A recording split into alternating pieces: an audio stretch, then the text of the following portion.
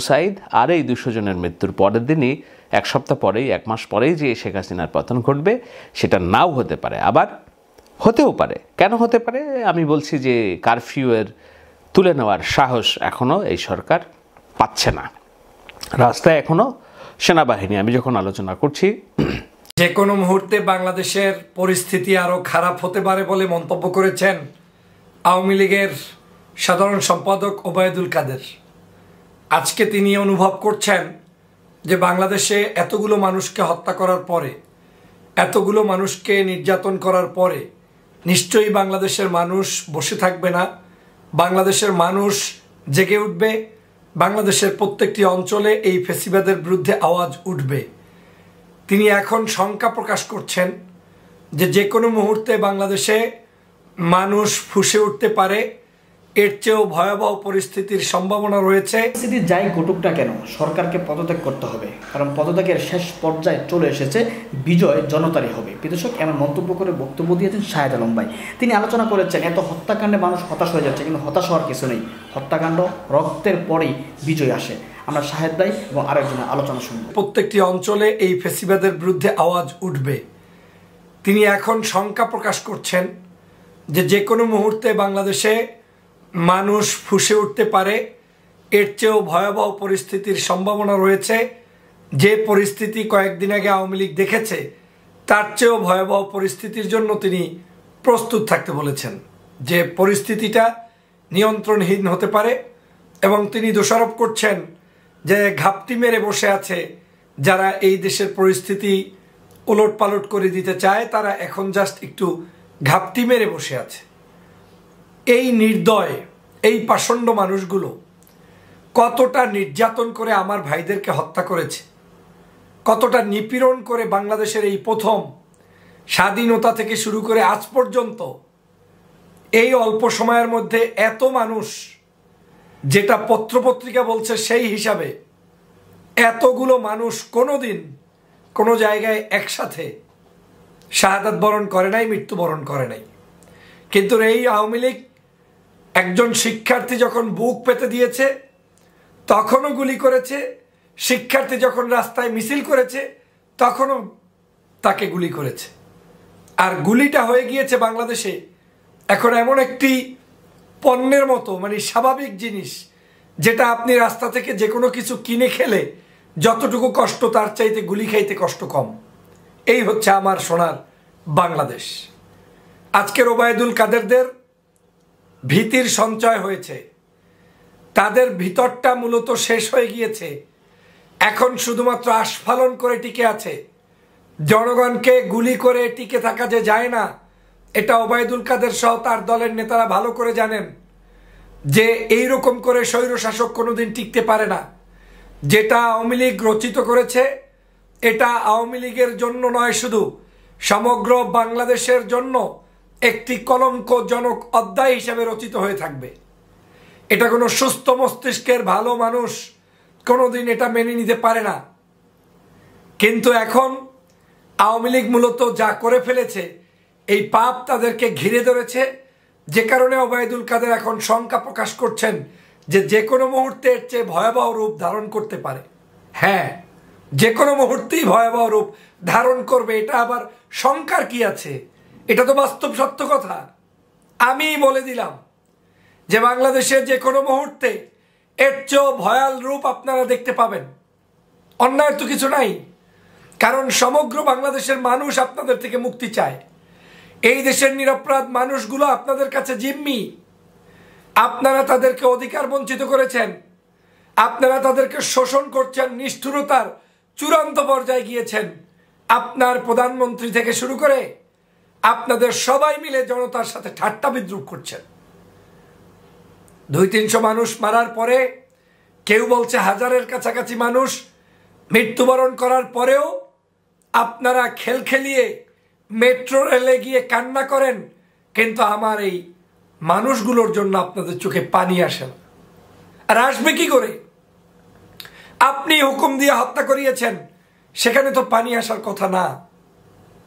আজকের সে কারণে আপনি ওবায়দুল কাদের ঠিকই বলেছেন, যে কোনো মুহূর্তে বাংলাদেশ ওর চেয়ে ভয়ানক পরিস্থিতি হবে। এটা আপনাকে মাথায় রেখেই চলতে হবে। আপনারা এই 15 বছর পর্যন্ত মানুষের উপরে জুলুম করে, অত্যাচার করে এক প্রকার শান্তির জীবনযাপন শুরু করেছিলেন, মানে রিল্যাক্সেশনের মধ্যে ছিলেন। মনে করেছেন কিছুই হবে না, কেউ আপনাদেরকে খোঁজ নিবে না, আপনাদের বিরুদ্ধে কেউ জাগবে না। মনে করেছেন যে বয়স্ক মানুষদেরকে তো ফাঁসি টাসি দিয়ে শেষ করে ফেলেছি, ইয়াং জেনারেশন তো নাচানাচির পার্টি আপনার সাথে নাচবে, এই ধারণায় মত্ত ছিলেন। কিন্তু এই ধারণা আপনাদেরকে ধ্বংস করে দিয়েছে। বাংলাদেশের সমগ্র আজকের এই ছাত্র সমাজ জেগেছে, দল মতের ঊর্ধ্বে উঠে সবাই ফ্যাসিবাদের কবল থেকে মুক্তি চায়। আজ এই মুক্তির মিছিল আপনি থামিয়ে রাখতে পারবেন না। কাদের সাহেব, ঘুমানোর জন্য প্রস্তুতি নেন, যতটুকু পারেন আরামায়েশে ঘুমিয়ে নেন। যে কোনো মুহূর্তে আপনাদের ঘুম কেড়ে নিবে এই বাংলার দামাল ছেলেরা। আপনাদের শ্বাস প্রশ্বাস বন্ধ হয়ে যাবে। দামাল ছেলেরা মিছিল নিয়ে যখন আসবে, কম্পন সৃষ্টি করবে, তখন আপনারা চোখে মুখে কিছু দেখতে পাবেন না। আর হত্যাকারীর কোনোদিন বেঁচে থাকতে পারবে এটার কোনো সুযোগ নেই। আপনারা আমার সাধারণ শিক্ষার্থীকে গুলি করেছেন, আমার শিক্ষার্থীরা আপনাদেরকে ছাড়বে না, তাতে কোনো দলটল লাগবে না। এই যতগুলো মানুষ হত্যা করেছেন তার বিচারই তো আপনাকে জনগণের কাঠগড়ায় দাঁড় করাতে হবে। প্রিয় বন্ধুরা আমার, এদের লজ্জা নাই, শরম নাই, বেহায়াপনা এতটা বৃদ্ধি পেয়েছে যে তারা নিজেরাও জানে না যে কি বলছে আর কি করছে। সারা বাংলাদেশের গাড়িতে, বিভিন্ন জায়গায়, অফিস আদালতে আওয়ামী লীগ নিজেরা টাকা খরচ করে আগুন টাগুন দিয়ে সেইগুলা আবার দোষারোপ সৃষ্টি করছে ছাত্রদের উপরে, আবার সেটার মধ্যে দল ঢুকাই দিচ্ছে। এই হচ্ছে আওয়ামী লীগের রাজনীতি।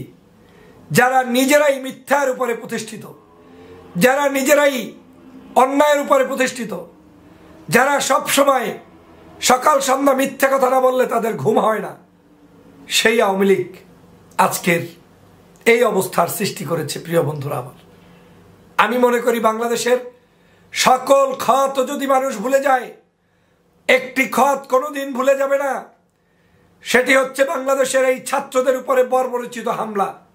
কারণ আমাদের সন্তানদের, আমাদের শিশুদেরকে নির্বিচারে গুলি করা, হত্যা করার অধিকার কাদের সাহেব তোমার নাই। এই কাদের এবং এই শেখ হাসিনা হবে হুকুমের আসামি। আপনারা জানেন, যেদিন ওবায়দুল কাদের বলেছিল যে এখন যারা আন্দোলন করছে তাদেরকে সময় মতো বুঝিয়ে দেওয়া হবে, তার 3 ঘন্টার মধ্যে আবু সাইদের বুকে গুলি করা হয়েছে। তারপর থেকে গুলির পরে গুলি। আজকের বাংলাদেশের সমগ্র বাহিনীগুলোকে দলীয় বাহিনীতে পরিণত করেছে। অতএব দেশপ্রেমিক জনগণই দেশকে উদ্ধার করবে এবং দেশপ্রেমিক জনগণই দেশকে উদ্ধারের জন্য ঝাঁপিয়ে পড়বে ইনশাল্লাহ। আর তাই হবে ইনশাল্লাহ, তাই হচ্ছে ইনশাল্লাহ। বাংলাদেশে ওবায়দুল কাদেরের সংখ্যা দ্রুত সম্ভব বাস্তবায়ন হোক, সে প্রত্যাশা আমিও করি। আমি বিশ্বাস করি ওবায়দুল কাদেরের এই আশঙ্কাটা আসলেই সত্য। ওবায়দুল কাদের যেটা চিন্তা করছেন যে এখন সবাই একটু থমথমে আছে, যে কোনো মুহূর্তের চেয়ে ভয়াবহ পরিস্থিতি হবে, এটার জন্যই আমি দোয়া করি। আমি আল্লাহর দ্বারে দোয়া করি কাদেরের এই যে মানে উপলব্ধি, এটা যেন দ্রুত বাস্তবায়ন হয়। কারণ বাংলাদেশের মানুষ ওবায়দুল কাদেরদের দুঃশাসন থেকে মুক্তি চায়, ওবায়দুল কাদেরদের অপশাসন থেকে মুক্তি চায়। অতএব আগামী দিনে যে কোনো মুহূর্তে, যে কোনো ঘন্টায়, যে কোনো দিন বাংলার দামাল ছেলেরা আকাশ বাতাস আলোকিত করে ওদেরকে পরাস্ত করতে পারবে ইনশাল্লাহ। প্রস্তুতি নিন, সময় আমাদের। বাংলাদেশের জনগণের বিজয় হবে। লাশের মিছিল কমিয়ে আনতে হবে, বাংলাদেশের মানুষের স্বাধীনতা ছিনিয়ে আনতে হবে। এত মানুষের রক্তের দাগ শেখ হাসিনার হাতে। ঢাকা শহরে এখনও কারফিউ পুরোপুরি উঠে যায়নি, ইন্টারনেট সচল হয়নি। এর মধ্যে আস্তে আস্তে বেরিয়ে আসতে শুরু করেছে হত্যাযজ্ঞের নৃশংসতার সব চিত্র। আপনারা সে অনেকেই প্রশ্ন করছেন যে এত মানুষের মৃত্যুর শোক আপনারা সইবেন কিভাবে? এত মানুষকে কেন হত্যা করল শেখ হাসিনা? সহজ উত্তর বলি, এত মানুষকে হত্যা করেছেন শেখ হাসিনা, এটি আপনার মেনে নিতে কষ্ট হচ্ছে। আজকে আমরা আলোচনা করছি শহীদ ভাইদের নিয়ে, যারা হত্যাযজ্ঞের শিকার হয়েছে তাদের নিয়ে। আজকে শেখ হাসিনা যদি এই 200 জন মানুষকে অফিসিয়ালি, এখন 200 ছুঁই, হয়তো এটা 400-500-তে যে পৌঁছাবে যখন সকল সংবাদ আমরা পাব, যদি এই হত্যাযজ্ঞ না চালাতো শেখ হাসিনা, তাহলে আজকে হয়তো আপনারা পাড়ায় মহল্লায় মিষ্টি বিতরণ করতেন, কিংবা আমরা শেখ হাসিনার অতীত কর্মকাণ্ড নিয়ে, তার ভালো এবং মন্দ দিকগুলো নিয়ে আলোচনা করতাম। তখন আর এই দৃশ্য মৃত্যুর সংখ্যা নিয়ে আমাদের ভিতরে হাহুতাশ থাকতো না। একটু কঠোর শোনাচ্ছে বিষয়টা, তাই তো? হ্যাঁ, রাজনীতি কঠিন, রাষ্ট্র পরিচালনা অনেক কঠিন। আমি আপনাদেরকে শক দেওয়ার জন্য বলছি যে মনে মনে প্রস্তুত থাকুন। মৃত্যুর যে মিছিল, হত্যাযজ্ঞের যে মিছিল, সেটা এখনও শেষ হয়নি। এখনও শেষ হয়নি কেন সেটা আমি বলছি।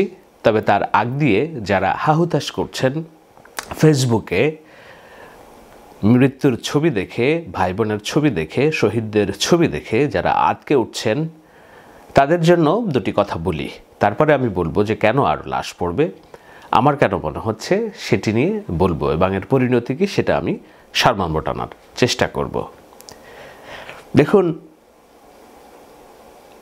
নূর হোসেনের কথা নিশ্চয়ই আপনাদের মনে আছে। স্বৈরাচারী এরশাদের কথা আমরা জানি। অনেকেই বলেন তার নাম ছিল বিশ্ব বেহায়া। শেখ হাসিনার তুলনায় অনেকেই বলেন তিনি একটা উপজেলা পর্যায়ের বেহায়া হয়তো হবেন। কিন্তু বাস্তবতা হলো নূর হোসেন এবং এরশাদের পতন আমরা সবসময় এক করে দেখি। আসলে কি নূর হোসেনের মৃত্যুর পর এরশাদের পতন হয়েছিল? নূর হোসেনের মৃত্যু হয়েছিল 1987 সালের 10 নভেম্বর। নূর হোসেন আদতে আওয়ামী লীগের একজন কর্মী ছিল। আওয়ামী লীগ একটি মিছিল নিয়ে বের হয় এবং শেখ হাসিনার গাড়িবহরে হামলা হয়। একটা পর্যায়ে নূর হোসেন, তার বুকে পিঠে লেখা ছিল স্বৈরতন্ত্র মুক্তি পাক, স্বৈরাচার নিপাত যাক, গণতন্ত্র মুক্তি পাক। সেই নূর হোসেন গুলিবিদ্ধ হয়ে মারা যায়। নূর হোসেন গুলিবিদ্ধ হয়ে মারা যাওয়ার প্রেক্ষিতে এরশাদ বিরোধী যে আন্দোলন, সেই আন্দোলনে নতুন গতি পায়। কিন্তু এরশাদের পতন হয় কত সালে? 1990 সালে, অর্থাৎ নূর হোসেন মারা যাওয়ারও প্রায় 3 বছর পরে। কিন্তু এর আগে যেটা হয়েছিল, নূর হোসেন মৃত্যুর 1 মাস পরে এরশাদ তার 86 যে নির্বাচনে আওয়ামী লীগ যে ক্ষমতায় গেল, এরশাদের সাথে নির্বাচনে গেল, জাতীয় বেঈমান হিসেবে স্বীকৃতি পেল। সেই নির্বাচনের 2 বছরের মাথায় 88-তে আরও একটি নির্বাচন দেন। সেই নির্বাচনে বিএনপি, আওয়ামী লীগ আর কেউ অংশগ্রহণ করেনি, বরঞ্চ তারা রাজপথে থেকে এরশাদ বিরোধী আন্দোলন চালিয়ে যেতে থাকে। 2 বছর টানা আন্দোলন চালানোর পরে একটা পর্যায়ে যে 90 সালে সামরিক বাহিনী যখন বলল যে আমরা আর এই ক্ষমতাকে, আপনার ক্ষমতাকে বৈধতা দিয়ে যেতে পারছি না, আমাদের উপর আক্রমণ হচ্ছে, তখন এরশাদ পদত্যাগের সিদ্ধান্ত নিলেন। তো আমি কি বললাম যে নূর হোসেনের মৃত্যুর 3 বছর পরে স্বৈরতন্ত্রের পতন হয়। আজকে আবু সাঈদের মৃত্যুর পরে, অব্যাহত পরে, আমরা ভেবেছিলাম যে ওই দিন 5 জন মানুষ মারা গিয়েছে। এটি একটি বড় শক শেখ হাসিনার জন্য, এটি তিনি নিতে পারবেন না। তারপরের দিন 35 জন, তারপরের দিন 65 জন, তারপরের দিন 25 জন, তারপরের দিন 15 জন, 18 জন করতে করতে আজকে 200 ছুঁই। শহীদ আবু সাঈদের মৃত্যুর পর, কিংবা এই এতগুলো ছাত্রের মৃত্যুর পর আপনারা ভাবছেন যে শেখ হাসিনা হয়তো থেমে যাবেন, কিংবা তার বিবেক বলবে যে না ঠিক আছে আমি আর পারলাম না। না, শেখ হাসিনা জানেন ক্ষমতা যেদিন থেকে তার নাই, তারপর দিন থেকে তিনিও এই পৃথিবীতে নাই, অথবা থাকলেও সে এক দুর্বিষহ জীবন। এই যে 200 ছাত্রের প্রাণহানি হলো, ঢাকা বিশ্ববিদ্যালয়ে রক্তাক্ত হলো, বেসরকারি বিশ্ববিদ্যালয়ের শিক্ষার্থীরা রক্তাক্ত হলো, ছাত্র জনতার প্রাণ গেল, এটি বিরল বাংলাদেশের ইতিহাসে, একদমই বিরল। স্বাধীনতার 9 মাস যেই রক্তক্ষরণ হয়েছে বাংলাদেশের বুকে, বাংলাদেশের মাটিতে, তার আগে পাকিস্তানিদের শাসনামলে একদিনেও এত মানুষ মারা যায়নি। আর স্বাধীনতার পরেও এ যাবৎকাল বাংলাদেশ কিংবা এই উপমহাদেশে কোথাও এই ধরনের এত বড় হত্যাযজ্ঞের ঘটেনি। এত বড় হত্যাযজ্ঞের ঘটনা ঘটার পর শেখ হাসিনা কীভাবে ক্ষমতায় থাকবেন সেটি একটা বড় প্রশ্ন। অনেকেই ভাবছেন যে শেখ হাসিনা ক্ষমতায় থেকে যাবেন, যেভাবে হোক থেকে যাবেন। হ্যাঁ, দুঃখজনক হলেও সত্য যে এই কালো ভাবনাটি আছে কারো কারো মনে, এবং সে কারণেই অনেকেই সব মৃত্যুর ছবি দেখছেন আর হাহুতাশ করছেন, কিচ্ছু হবে না, আল্লাহ বিচার করবে। আমি বলি কি, রাজনীতি অনেক কঠিন জিনিস। রাজনীতি দুর্বল চিত্তের মানুষদের জন্য নয়। রাজনীতি করতে হলে একটু সবল চিত্তে এবং শক্ত থাকতে হবে এবং সিচুয়েশন ব্যাখ্যা করতে হবে, অপেক্ষা করতে হবে। সেই কারণেই আমি নূর হোসেনের ঘটনার কথাটা বললাম যে আপনাদের যাদের মানসপটে আছে, নূর হোসেনের মৃত্যুর পরদিন এরশাদের পতন ঘটে, আসলে ঘটনা সত্যি না। আবু সাঈদ আর এই 200 জনের মৃত্যুর পরের দিনই, এক সপ্তাহ পরেই, এক মাস পরেই যে শেখ হাসিনার পতন ঘটবে সেটা নাও হতে পারে, আবার হতেও পারে। কেন হতে পারে? আমি বলছি যে কারফিউয়ের তুলে নেওয়ার সাহস এখনও এই সরকার পাচ্ছে না। রাস্তায় এখনও সেনাবাহিনী, আমি যখন আলোচনা করছি বাংলাদেশ থেকে ইন্টারনেট খুলে দেওয়ার যেই কথা বলা হচ্ছে, একটু খুলে আবার বন্ধ হয়ে গিয়েছে। সরকার স্বভাবতই তার নির্লজ্জতার প্রমাণস্বরূপ বারবার বলছে যে আন্দোলনকারীরা পুড়িয়ে দিয়েছে বলে ইন্টারনেট বন্ধ না। এটি সরকার ঘোষণা দিয়েই ক্লাউড ফ্লেয়ারে ঘোষণা আছে, লেখা আছে যে সরকার গভর্নমেন্ট ডিরেক্টেড, অর্থাৎ সরকারই বলেছে এটা বন্ধ রাখতে। সুতরাং সরকার খুলছে না, খুললেও ব্রডব্যান্ড চালু করবে এবং মোবাইল ইন্টারনেট, ফেসবুক কিংবা ইন্টারনেট, ইউটিউব চালু হবে না। সুতরাং আপনি সে বুঝতে পারছেন যে স্বাভাবিক বাংলাদেশে ফেরাটা এই সরকারের জন্য কতটা কঠিন। যতদিন পর্যন্ত তারা বুঝবে যে পরিস্থিতি তাদের পরিপূর্ণ নিয়ন্ত্রণে, ততদিন পর্যন্ত আপনার আমার কারো মুক্তি নেই। এটি মেনে নিয়েই সামনের দিনের রাজনীতি করতে হবে এবং সামনের দিনের কর্মপন্থা ঠিক করতে হবে। সেই কর্মপন্থা ঠিক করতে যেয়ে কাঁদতে কাঁদতে কোনো দাবি সামনে আনা যাবে না, কিংবা যদি কাঁদতে কাঁদতে কেউ দাবি তোলে, স্বৈরশাসক কিংবা খুনিরা তাদের কিছুটা সাহস খুঁজে পাবে যে না, তাদেরকে দুর্বল করা গিয়েছে। স্বৈরশাসনের মনে কখনো এই ধারণা দেওয়া ঠিক হবে না যে আন্দোলনকারীরা কিংবা যারা দাবি দাবা আদায় মাঠে আছে কিংবা যারা এই স্বৈরশাসনের পতন চায়, গণতন্ত্রের মুক্তি চায়, তারা কোনোভাবে দুর্বল। সেটি যতবার স্বৈরশাসক বুঝবে ততবার আক্রমণ হবে। আমি একটি ভিডিও দেখছিলাম, বৈষম্য বিরোধী ছাত্র আন্দোলনের একজন নেতা কাঁদতে কাঁদতে নুয়ে পড়েছেন যে না, আমাদেরকেও পারলে গ্রেপ্তার করেন, তাদের প্রধান সমন্বয়ক সহ 4 জন নিখোঁজ। তিনি বলছেন যে রক্তের দাগ যাদের হাতে তাদের সাথে কিসের আলোচনা, বলতে বলতে তিনি কান্নায় ভেঙে পড়েছেন। ঠিকই আছে, এই ইমোশন লুকিয়ে রাখা সম্ভব নয় এবং তাদের বয়সও কম। নিশ্চয়ই এত লোড তারা বাংলাদেশে যে এই ধ্বংসযজ্ঞ হয়ে যাবে সেটি তারা কল্পনাও করেননি, এখন হয়ে গিয়েছে। তারা অন্য কথাও বলছেন যে না, এই আন্দোলন চলবে এবং তারা তাদের দাবি দাবা আদায়ে রাজপথে মাঠে থাকবে। কোটার এই যে আদালতের রায় দিয়েছে সেটাকে জাস্টিফাই করে এতগুলো রক্তের যে স্রোত কিংবা এতগুলো রক্তকে গায়েব করে দেওয়া, এতগুলো প্রাণকে গায়েব করে দেওয়া, সেই সুযোগ তারা সরকারকে দেবে না। আমি তাদের এই কথায় আস্থা রাখি। কেন আস্থা রাখি? যে তারা ঢাকা বিশ্ববিদ্যালয়ের সন্তান। আমি কেন আস্থা রাখি? তারা তরুণ প্রজন্ম, রক্ত তাদের 18 থেকে 24। এরা যে কোনো কিছু করতে পারে, যে কোনো কিছু করতে পারে বলেই বাংলাদেশের সাম্প্রতিক শুধু নয়, অতীত সব রকম ইতিহাসের সব পরিসংখ্যান ভেদ করে তারা ঢাকা শহরকে একদিনে 24 ঘন্টার মধ্যেই এমন তামাতামা করেছে যে বাংলাদেশের কথিত যে উন্নয়নের ডামাডোল সেটি মুখ থুবড়ে পড়েছে। এমন তামাতামা করেছে যে শেখ হাসিনা তার 16 বছরের শাসনামলে তার মূল যে কলিজা, সেই কলিজায় তারা হাত দিয়ে ফেলেছে। কি কলিজা? সেটা হলো ছাত্রলীগ। ছাত্রলীগকে ওয়াইপ আউট করেছে বাংলাদেশ থেকে এক রাতের মধ্যে, সমস্ত বিশ্ববিদ্যালয় হল থেকে। যুবলীগকে ওয়াইপ আউট করেছে বাংলাদেশ থেকে, সমস্ত বিশ্ববিদ্যালয় থেকে। শামীম ওসমান কথায় কথায় বলেন খেলা হবে, খেলার দিন তিনি অসুস্থ হয়ে গেছেন। গাজীপুর আওয়ামী লীগের ঘাঁটি, মেয়র মৃত্যুর সাথে পাঞ্জা লড়ছে, তার সহকর্মীকে হত্যা করে গাছে ঝুলিয়ে রেখেছিল বিক্ষুব্ধ জনতা। ঢাকা শহরের 2 ডান হাত বাম হাত, নারায়ণগঞ্জ গাজীপুর, শেষ। এমন শেষ হলো যে শেখ হাসিনা আর্মি ডাকতে বাধ্য হলেন, কারফিউ ডাকতে বাধ্য হলেন। কারফিউ আর 140 ধারা কিন্তু এক না। কারফিউ তিনি বলেছেন শুট অ্যাট সাইট, অর্থাৎ দেখা মাত্রই গুলি। সেই দেখা মাত্র গুলি, সেই কারফিউ তুলে নিতে ভয় পাচ্ছে, হয়তো বা তারা তুলে নিবে, কেননা বিজিবি পুলিশ ওদেরকে দিয়ে পরিস্থিতি কিছুটা শান্ত করেছে। কিন্তু এই শান্ত হলেও কি ঢাকা বিশ্ববিদ্যালয় শান্ত হবে কিনা, বেসরকারি বিশ্ববিদ্যালয়গুলো শান্ত হবে কিনা, স্কুল কলেজের ছাত্ররা শান্ত হবে কিনা? নরসিংদী থেকে 85টি যে অস্ত্র লুট হয়েছে তার মধ্যে 21টি অস্ত্র পাওয়া গেছে। বাকি অস্ত্রগুলো কোথায়, কিভাবে, কারা ব্যবহার করবে, এই বিষয়ে সরকারের কাছে কোনো তথ্য আছে কিনা? নানান হিসাব নিকাশ সামনে। সে কারণেই বলছি রক্ত আরও ঝরবে।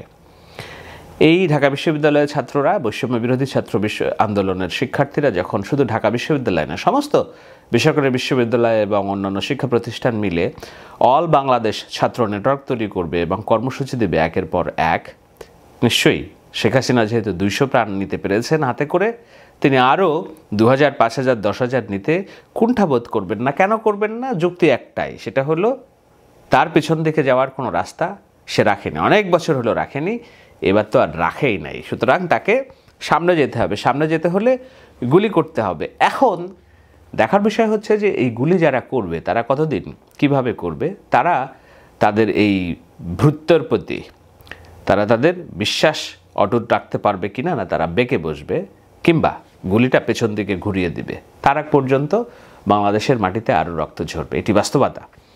মানতে কঠিন হলেও এটি সত্য, এটি বিশ্বাস করতে হবে। শেখ হাসিনার রাজনীতি যারা পর্যবেক্ষণ করছেন দীর্ঘ বছর ধরে, তাদেরকে এটা মানতে হবে। এখানে মানবিকতার কোনো সুযোগ নাই, সেটা শেখ হাসিনা বলেছেন। এখন এই শেখ হাসিনা বলেছেন বলে কি আমি ক্রন্দনরত হয়ে তাকে বলবো যে না আমাদেরকেও গুম করেন, আমরা এখন কি করব, আল্লাহ বিচার করবে? না, এই কথায় শেখ হাসিনা চিড়া ভিজবে না, সরকারের চিড়া ভিজবে না। বলতে হবে কাঁদতে আসেনি, ফাঁসির দাবি নিয়ে এসেছি। কার ফাঁসি সেটি আপনার নিশ্চয়ই যারা আন্দোলন করছে, বৈষম্য বিরোধী ছাত্র কিংবা তারা ঠিক করবে। এখন আমি বলি যে এর মধ্য দিয়ে শেখ হাসিনা পার পেয়ে যাবেন কিনা সেটি একটা বড় প্রশ্ন। আপনাদের নিশ্চয়ই অনেকের ঘুরপাক খাচ্ছে। সম্ভাবনা দোনোদিকেই আছেন, এমন হতে পারে তিনি পার পেয়েও যেতে পারেন, কিন্তু সবগুলো ইন্ডিকেটর বলে তার পার পেয়ে যাওয়ার সম্ভাবনা নেই। আমি অনেকবার ব্যাখ্যা করেছি, আবারও ব্যাখ্যা করি, সেটি হলো হয়তো সময় লাগবে 2 দিন, 4 দিন, 5 দিন, 10 দিন, 1 মাস, 2 মাস, 5 মাস, 1 বছর কিংবা এরশাদের মতো 3 বছরও লাগতে পারে, কিন্তু শেখ হাসিনার এই যে খুনি ইমেজ, সেই খুনি ইমেজ থেকে তিনি আর বার হতে পারবেন না। তিনি একটা গর্তের মধ্যে পড়েছেন, রক্ত যেই গর্তে হাবুডুবু খাচ্ছে, সেই রক্তের মধ্যে শেখ হাসিনা নিজে কখন পড়বেন সেটি তার এখন প্রতিদিনের অপেক্ষায় বা দুঃস্বপ্ন। সেই দুঃস্বপ্ন অনেকভাবে হতে পারে। আমি বলেছি যে বাহিনী বিদ্রোহ করতে পারে, কারণ ছাত্ররা তাদের আন্দোলন থামাবে না, সাধারণ মানুষ তারা তাদের আন্দোলন থামাবে না। আজকে পরিস্থিতি ঠান্ডা হয়ে গেলে কালকেই আন্দোলন হবে, পরশুদিন আন্দোলন হবে, অল বাংলাদেশ ইউনিভার্সিটি নেটওয়ার্ক হবে, ছাত্ররা আবার মাঠে নামবে। এভাবে তার এই যে স্বস্তির ঘুম গত 16টা বছর তিনি দিয়েছেন, তিনি ভাবছিলেন যে আরও নির্বাচনটা করেছেন যে 5 বছর দিবেন কিংবা অনন্তকাল দিয়ে যাবেন, সেই ঘুমের এরই মধ্যে ব্যাঘাত ঘটে গিয়েছে। এত বড় শক তার সরকার আর কোনো দিন পায়নি। এখন শকটাকে চালিয়ে নেওয়ার জন্য মাঠে যারা ছাত্ররা আছে, যাদের ভাই মরেছে, যাদের বোন মরেছে, তারা তাদের রক্তের সাথে বেইমানি করবে, এইটার কোনো প্রমাণ তাদের চোখ মুখে আমরা দেখিনি। রক্তের বেইমানি করার প্রশ্ন হয়তো আসবেও না। কিন্তু শেখ হাসিনা, দিন শেষে আমরা জানি শেখ হাসিনা তিনি ক্ষমতায় থাকার জন্য যেহেতু 200 ছাত্র মেরেছেন, তিনি পারলে 2000, 5000, 10,000 মানলেও যদি জবাবদিহিতা না থাকে সেটার পথে আগাবেন, সেটাই বাস্তবতা। তিনি সেই পথে আগাবেন কিনা, কতটুকু আগাতে পারবেন, আর যারা তাকে বিচারের কাঠগড়ায় দাঁড় করানোর জন্য প্রস্তুত হচ্ছে মনে মনে, তারা কাঁদতে কাঁদতে দাবি জানাবে না আরও শক্ত দ্বিগুণ শক্তি নিয়ে মাঠে নামবে, সেটি তার উপর অনেক কিছু নির্ভর করবে।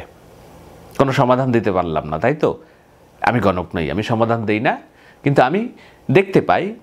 আমি ফেসবুকে একটি পোস্ট শেয়ার করেছিলাম যে 6 দিন আগে ছাত্রালয় আক্রান্ত হলে দেবালয় অক্ষত থাকে না। ছাত্রের গায়ে রক্ত ঝরলে এই শহরকে নিয়ন্ত্রণ করতে পারবে না কেউ, পিরিয়ড।